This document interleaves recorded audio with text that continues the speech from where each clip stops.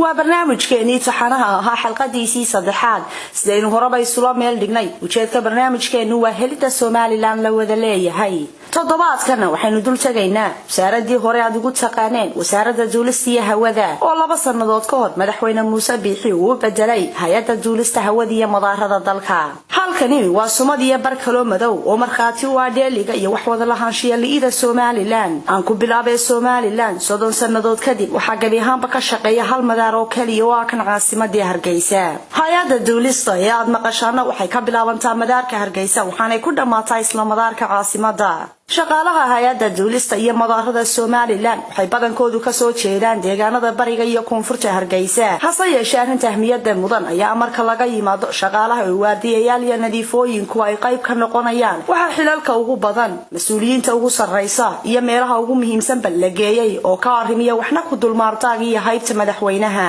aynu hal isu dul taagnay ila tirada madaxda iyo mas'uuliyiinta hay'addan iyo xilalka ay hayaan maareeyaha guud ee hay'adda duulista iyo madaarada oo bedelay booskii wasiirkii wasaaradda duulista iyo hawada agaasimaha waaxda qorsheynta ahna gudoomiyaha gudida dabagalka musuqmaasuqa agaasimaha waaxda gaadiidka maamulka ku xigeenka madaarka ahna agaasimaha waaxda amniga ahna maamulaha mashruuca baarkinka madaarka agaasimaha maamulka iyo lacagta mashruuca amniga madaarka taliyaha sirdoonka madaarada Soomaaliland taliyaha immigrationka madaarka maamulka ku xigeenka kastamka cashuuraha madaarka agaasimaha waaxda shaqaalaha madaarka madaxa hawlgelinta mashruuca amniga ee madaarka iyo agaasimaha xiriirka dadweynaha hay'adda saddex mashruuc oo waaweyn ayaa ka dhex socda madaarka Hargeysa kuwaasi oo kala ah mashruuca amniga mashruuca baarkinka iyo mashruuca qandaraasyada madaarada intaasi ku darso waxa iyaguna ku jiraan tirada xilalka uu madaxweynuhu manfac iyo waqaqayn uu siiyay oo is ardaa iyo xigaalkiisa haddaba xilal darajo iyo mas'uuliyad meeshaasi ku hadhay ma jirtee aan hoos ugu dago halka ay u dhimatay kani waa mashruuca ugu dhaqaalaha badan dhaqaalaha mashruucan ayaa dhaqaalihiisa laga helaa qof kasta oo rakaab oo ka baxaya madaarka Cigaal International Airport waxaana dul saaran oo laga qaadaa qof kasta lacag $26 sanadkiina waxa ka soo xarooday malaayiin dollar taasi oo gabi ahaanba aan khasnada dawladda ku dhicin kolay $1 ku tahayna lacagtan sidee loo qaadaa ayay isweydiintu tahay marka degtay madaarka Hargeysa kolka qofku halkaasi ka dago waxa laga qaadaa lacag dhan $60 $60kaasi $20 oo kamid ayaa si toos ah ugu dhacda khasnada qoyska waxaana khasnadaasi gacanta ku haya agaasimaha maamulka iyo lacagta iyo mashruuca amniga oo ah kolka laga yimaado raaska iyo haybta gudartaaga hoose madaxweyne Biixi waxa xusid mudan in lacagtan aanu wax saxiix ah ku lahayn maadaama aanu la haybahayn madaxweynaha agaasimaha guud ee hay'adda misana ku magacaaban digreeta madaxweyne waxayse lacagtani saxiixiisa ku baxdaa maamulka ku xigeenka madaarka ahna agaasimaha waaxda amniga iyo maamulaha mashruuca baarkinka baabuurta Axmed Carab oo isna ardaaga madaxweynaha balaanegno xisaabta lacagta gaadha khasnadaasi aanan ku bilowna tira koobka rakaabka ka soo dega madaarka waxa madaarka Cigaal ka hawlgala 5 diyaaradood oo madaarka Hargeysa si maalinle ah u soo fadhiista kuwaasi oo kala ah Ethiopia Airlines Fly Dubai Air Arabia Djibouti Airlines iyo African Airways guud ahaan sanadkii duulimaadyada waxa loo qaybiyaa oo hay'adda duulistu u xisaabisaa 3 waqti oo ay ugu yeedho high season kuwa waqtiga xagaaga low season kuwa bilaha sanadkii hore duulimaadyaduna ay kooban yihiin xilliyada xajka iyo cumrada haddaba eegno duulimaadyada ay diyaaradaha si qaadaan sanadkii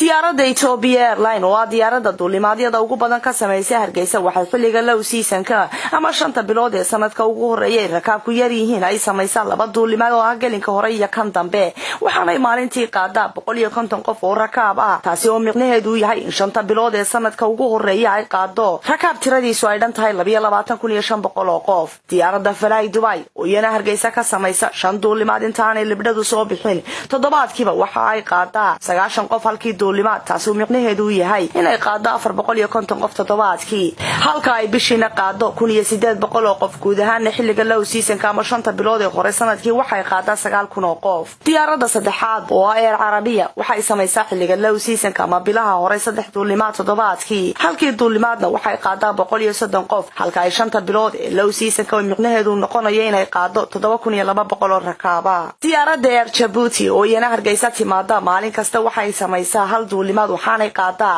110 qof taasi oo micnaheedu noqonaya in iyana xilliga low seasonka ama 5 bilood ee sanadka ugu horeeya ay Hargeysa ka qaadada tiradooda ay dhan tahay 16500 oo rakaaba waxa dheer diyaaradda Daalo oo wiigi laba jeer tagta dalka Sacuudiga halkeedii safarna qaada 50 qof guud ahaan xilliga low seasonka ama 5 bilood hore waxay xambaartaa rakaab dhan 2000 oo qof xilliga ay hay'addu ugu yeedho xilliga high seasonka oo xilliga xagaaga iyo xajka waa waqtiyada diyaaradu ay sameeyaan duulimaadyada ugu badan lagana faa'iido lacagaha ugu badan waana 7 bilood ee ugu dambeeya sanadka bal markana aan eegno waqtiga ay ugu yeedhaan high seasonka iyo duulimaadyada ay sameeyaan diyaaradahaasi aan kor ku soo xusnay diyaaradda Ethiopia Airlines waxay samaysaa maalintiiba 2 duulimaad waxaanay qaadaa rakaab dhan 300 oo qof halkeedii duulimaad taasi oo ka dhigan in 7 bilood ee xagaaga ay qaado 360,000 oo rakaab ah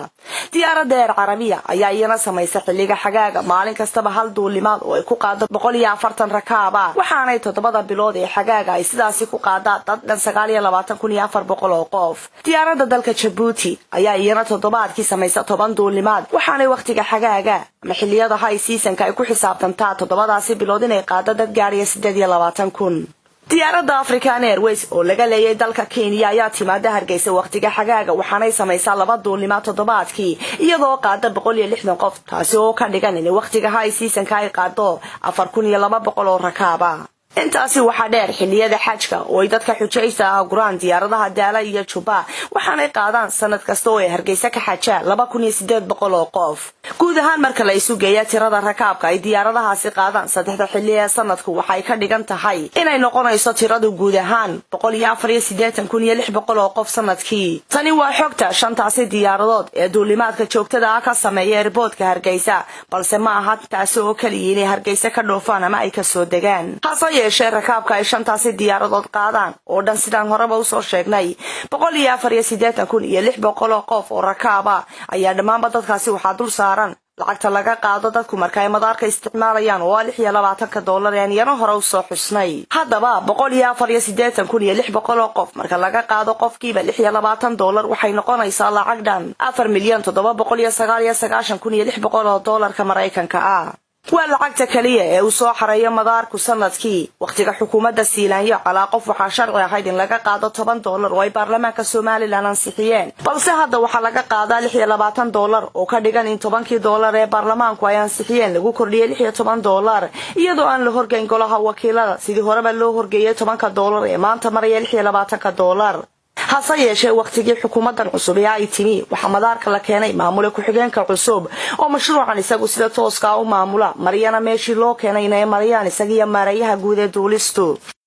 mashruuca labaad oo isna sida ka hore oo kale aan ugu yeedhi karno ka hodanadeer waa mashruuca baarkinka baabuurta mashruucan waxa gacanta ku hayn jirtay shirkad gaar loo leeyahay private company waase laga soo wareejiyay shirkadii gaarka loo lahaa bishii September waa bishii 9aad ee sanadii 2018 waxaana si hoose loogu gacan galiyay shirkadu qoysku leeyahay taasi oo madax looga dhigay maamule ku-xigeenka madaarka oo isna caa'ilad madaxweynenimo iyo lix jeclo qoys darteed aan halkan cidina kaga daba dhufan dhammaan mashaariicda iyo dhaqaalaha ka soo xaroodaba waa kuwa laga dheereeyay inay maraan nidaamka miisaaniyadda wasaaradda maaliyadda Soomaaliland isla markaana aanay wax sax ku lahayn agaasimaha guud ee hay'adda iyo maamulaha madaarka toona waxa iga xasuusinaya in saddexda qof ee mashaariicda lacagtan badani ka soo xarootaba tooska u maamulay yihiin ardaaga u muuqda in dalkii dhammaayay xalawa uga tagay kuwaasi oo kala ah maareeyaha hay'adda duulista iyo madaarada maamulka ku-xigeenka madaarka iyo agaasimaha waaxda amniga ahna maamulaha mashruuca baarkinka dhinaca mashaariicda dhismayaasha waxa socda dhowr mashruuc kuwaasi oo dhammaantoodba qoyska kaliya muddooyinkii u dambeeyayna mashaariicda dhismahooda la bixiyay waxa kamid ah mashruuca dib u dhiska qaybta nasashada madaarka waxaana qandaraaskaasi si toos ah loo siiyay haweeney lagu magacaabo Deeqa oo ay walaalayeen xaaska madaxweyne Biixi qandaraaskan oo ku kacay lacag dhan $400,000 mashruuca labaadna waa mashruuca dhismaha baarkinka VIP-da oo lagu bixiyay $200,000 waxa isna la siiyay wiilay marwada kale madaxweynaha ay xigaal yihiin tan ayaa waxay u muuqataa maadaama marwooyinka mid kamida walaashad mashruuca hore ku tagtay in marwada kalena wiilka ay xigaalka yihiin ee mashruuca labaad qaatay uu madaxweynuhu masayrtiru siiyay xaaskiisa kale waxa soddon jirsaday gooniisutaaga Somaliland sidaas oo ay tahayna waxay maanta Somaliland leedahay ama shaqeeya hal madaar oo kaliya waana kan caasimadda Hargeysa barbarakeedii waa maqan yahay burco wali waa qabiyo boorame hadal male laasqaanud ha sheegin qeerigaabo way go'doonsantay xaalku waa Hargeysa oo kaliya dadku waa cadiban yihiin isu socodkuna waa cireeri xilli kasta oo intaan soo sheegnayba xaalku waa la isma dhaamo xilliyada roobabku haba ugu darnaadaane waxay qabaan shacabku dhibaato xoogan daadadku kolka ay rogmanayaan xaalku waa sidan togagu wala way badan yihiin waxaase ugu sii daran waaheen yaa u barkhadle ilaa banki cadaa ee qeerigaabo waa lama maraan waxa dhibka ugu badani uu gaar u yahay shacabka gobolka go'doonka ka dhan kasta waa gobolka Sanaag ee gobolkan oo ay hakad galiyaan joobada dhiig iyo dhabala'aanta daansata iyo waxay dheefta u lahaayeen oo dhinac ka raran sanad kasta 10 ruux ayaa halkan daadadku kula tagaan iyaga gaadiidkoodaba waxaana taasi ka sii daran kumanaan shacaba oo gobolada u kala safri lahaa ay ku qaadataa inay isu gudbaan in ka badan 48 saacadood kaliya ictiraaf ma maqnee waxa maqan wixii la wada lahaa